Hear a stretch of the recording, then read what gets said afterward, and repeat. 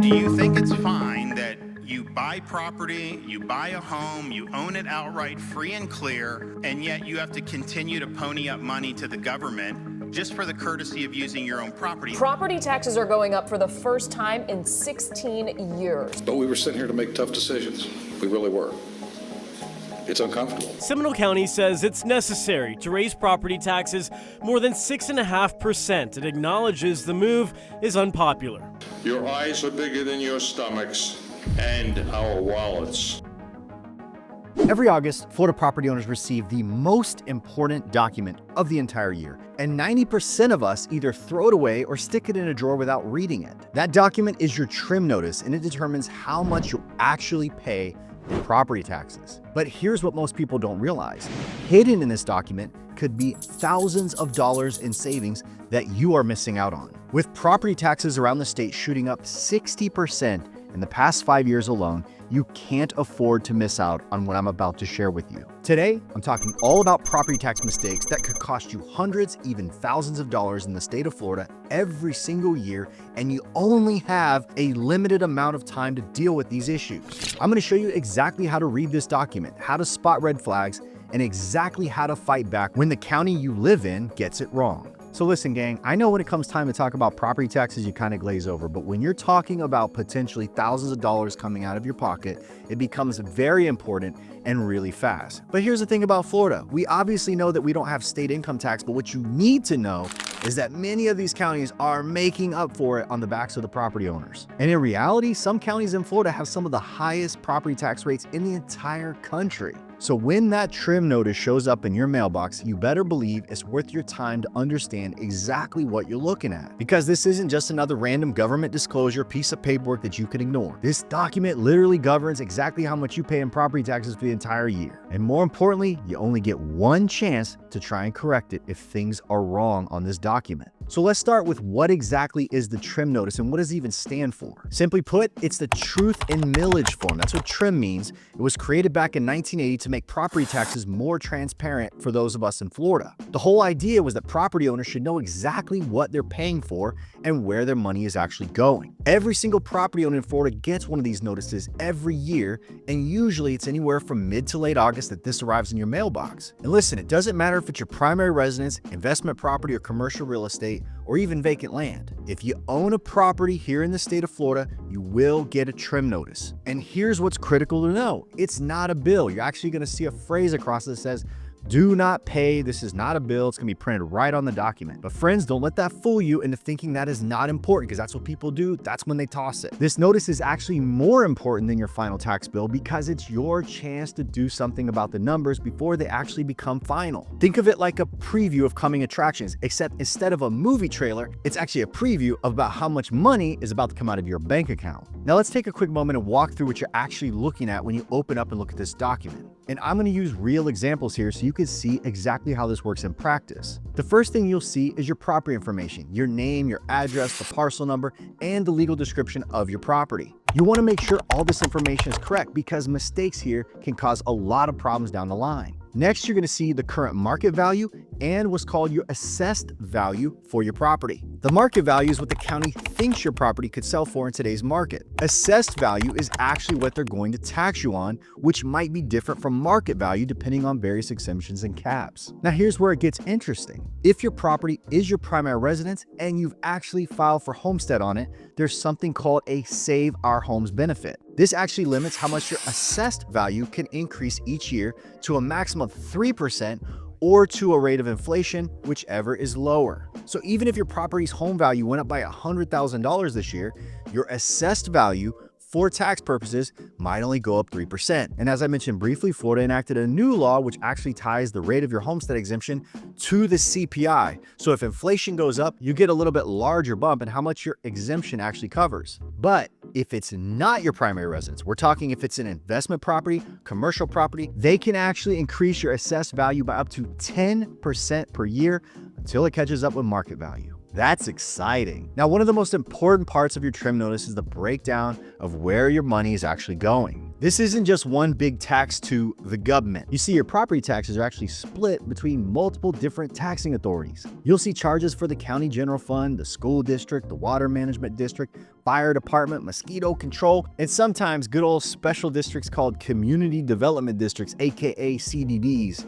We all love those, don't we? Now, each one of these have their own millage rate, which basically is a tax rate per $1,000 of assessed value. So if you see a millage rate of 5.03, that means that you're paying $5.03 for every $1,000 of the assessed value. And here's what's really important is that each of these taxing authorities can change their rates from year to year. Now get this, your trim notice is actually going to show you different scenarios. What you would pay this year if no budget changes were made, and what you would pay this year if proposed budget changes are actually adopted. Now, this is where you can see if your taxes are going up because your property value increased or because the local government decided to increase their tax rates on you. Now, let's talk about exemptions because this is where a lot of people are missing out on savings. As I mentioned, one of the most common exemptions is the homestead exemption, but there's a lot more to it. At base level, if you live in your property as a primary resident, you get up to $50,000 in homestead exemptions.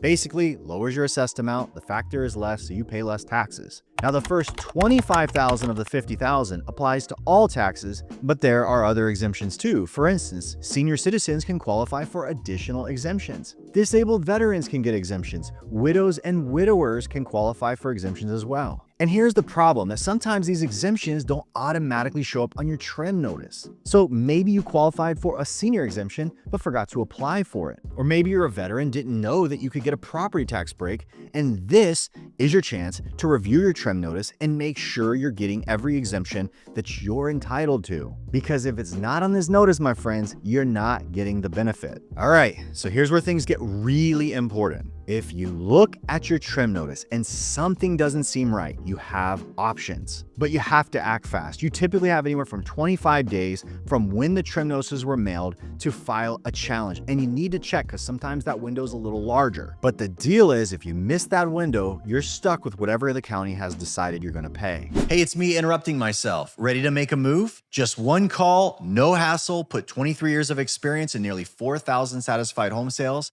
to work for you. Jared Jones is the way to go. Call 706-5000. Now you have three main options if you want to challenge that assessment. First, you can request an informal conference with the county property appraiser's office. You're basically going to set up a meeting, present your case of why you think your assessment is wrong. Then they're going to laugh at you. No, I'm just kidding. But obviously, you want to be prepared. Talk to your agent because you're going to want to have documentation, some comparable sales to show why you think their value is wrong. Maybe there's been damage to your property that they didn't account for. Now, the second thing you could do is actually file a petition with the Value Adjustment Board. This is a more formal approach than the informal conference we mentioned about in step 1. To do this, you're going to fill out the paperwork, present evidence, and support your case. Usually, a special master, who is typically a certified appraiser, is going to hear your case and make a decision. Now, the third thing you could do is bring out the guns. You can actually file a lawsuit against your county. Now, this is obviously the most expensive and time-consuming option, but it's the most fun. I'm just kidding. It's a pain. This is obviously a step that most people are not going to take unless there's an awful lot of money on the line. Real world example when assessments go wrong. So let me give you an example because it perfectly illustrates why you need to pay attention to these notices. So let's say that I sold my primary residence and I bought a new one this year. When the trim notices come out, the county had decreased the value of my old home by almost $300,000 compared to last year. At the same time, they increased the value of my new home by $400,000. Now here's the problem. I sold the old home to a buyer who paid nearly what the county said it was worth last year. So how does a property lose $300,000 in value when someone just literally bought it for close to what the assessed value was? It doesn't make sense, and it's going to have a huge impact on my Save Our Homes portability feature, which is transferring my savings from one home to the next. Because when you sell your homesteaded property and buy a new primary residence, you transfer the benefit to the new property that you're buying. But that transfer is based on the difference of market value and assessed value between the properties. If they artificially lowered the assessed value of my old property and artificially raised it on my new property, it reduces the benefit that I get to transfer. And that would cost me thousands of dollars in additional taxes each year. So you better believe I'm going to challenge both of these assessments. And this is exactly why you need to look at your trim notice carefully, because the county makes mistakes, and sometimes those mistakes are absolutely huge. But here's what you need to know about what's happening in Florida property taxes right now. I stated earlier, over the past 5 years, property taxes have soared by 60% across the state. And clearly that's not normal market fluctuation. That is a massive increase in the tax burden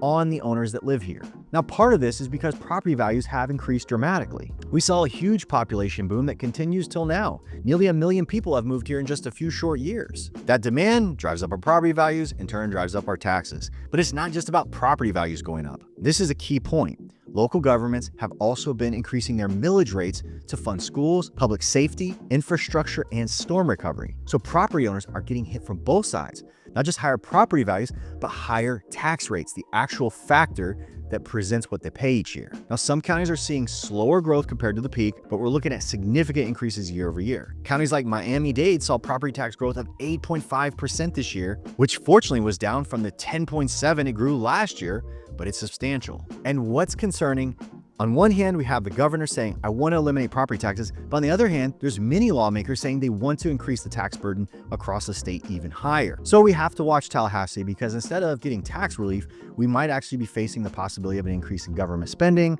an increase in how much is collected from us in our taxes. Now listen, certain groups of property owners need to be especially careful during trim notice season. And here's the deal, real estate professionals should be helping you as a client understand these notices better and model the long-term tax implications of property purchases. Because if you're buying a property and the current owner had a significant Save Our Homes benefit, the taxes from when you take over could be simply much higher on the first year when those taxes adjust. And the reality too is that developers and builders need to make the public aware that major renovations or even closing on a new construction property means that the following year you'll have a significant increase in what your property taxes are. And tax shock is no fun. Obviously, it can be shocking for those that are planning to pay much less for their home each month, but also if you're in an investment project, it can absolutely mess with the profitability projections in a project. Senior citizens and low-income owners also got to be very careful to make sure that you are claiming every additional exemption available to help significantly reduce your tax burden. So here's exactly what you need to do when your trim notice comes. First, don't throw it away. Second, carefully review the property information. Make sure everything on there is correct. Check your name, your address, your legal description, all the information on the sheet. Third, take a glance at your market value and your assessed value. Now, most of us have an idea of what our neighbors have been selling for. Do the numbers on the sheet seem reasonable based on what the property activity is going on in your area? Fourth, review the exemptions and the assessment reductions. Are you getting every exemption you're entitled to? If you're missing an exemption, contact the property appraiser's office immediately. And fifth, look at the tax breakdown. Understand exactly how much you're paying to each taxing authority and whether those rates are going up or going down. If something doesn't look right, don't wait. You have 25 days in nearly all cases to challenge the assessment, and that deadline is firm. So you're going to contact the appraiser's office to discuss your concerns or file a formal petition if necessary. The bottom line, look at property taxes as a fact of life here in Florida. We might not have state income tax, but we're definitely paying for government services through our properties. At least for now, unless DeSantis gets his way. The key is making sure that you're paying your fair share, not a penny more. Your trim notice is the annual opportunity to make sure the county got their numbers right. So don't waste that opportunity. Did I help you understand the marketplace better here in Orlando? And if I did, make me this promise that when you're ready to buy or sell in Florida, you'll remember this moment and give me the opportunity to earn your business. Even outside of Orlando, I can help you by connecting you with a trusted agent. I honestly do not make these videos for ad revenue. I make them to build a relationship with you before you need me. So please, if I've added value, do me a favor and commit right now to give me a chance when the time is right. And if you haven't done so already, do me a favor, drop down below, smash the thumbs up. It'd mean a lot to me and help the channel. Consider subscribing so you don't miss these regular updates on growth, housing market, and data news across the Orlando market. Jared Jones is the way to go. Call 706-5000. If you're in the Central Florida area and you're looking for a great church, I'd love for you to join me at the Grove Bible Chapel. Just visit joinmeatthegrove.com for full details.